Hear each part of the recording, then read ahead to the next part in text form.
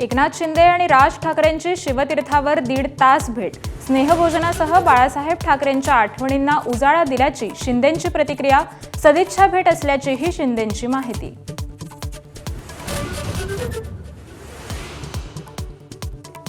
National Herald मनी laundering प्रकरणी ईडीकडून chargesheet दाखल। राहुल आणि सोनिया गांधी यांचंही ईडीच्या चार्जशीटमध्ये नाव।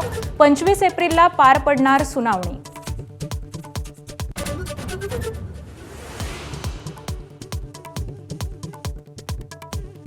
काँग्रेस खासदार प्रियंका गांधींचे पती रॉबर्ट वाड्राची आजही ईडी चौकशी करणार। हरियाणातील शोघपूर जमीन घोटाळा प्रकरणी काल 6 तास कसून चौकशी।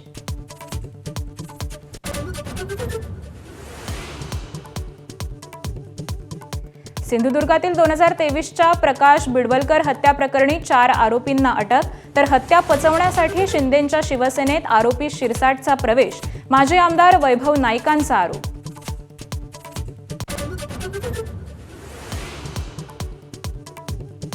दीनानाथ मंगेशकर गर्भवती मृत्यू प्रकरण। भिसे कुटुंबियांकडून आरोप करण्यात आलेल्या डॉक्टर घैसास यांना इंडियन मेडिकल असोसिएशनचा पाठिंबा। घैसास यांची चूक नसल्याचं मेडिकल असोसिएशनचं मत।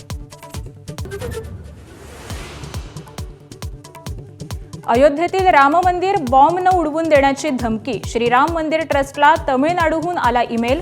पोलिसांकडून सखोल तपास सुरू।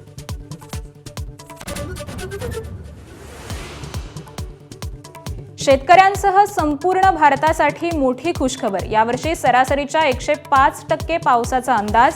भारतीय हवामान विभागाची माहिती।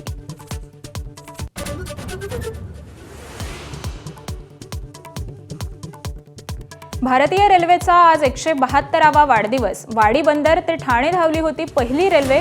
ठाणे रेल्वे स्थानकावर प्रवाशांकडून करण्यात येणार सेलिब्रेशन।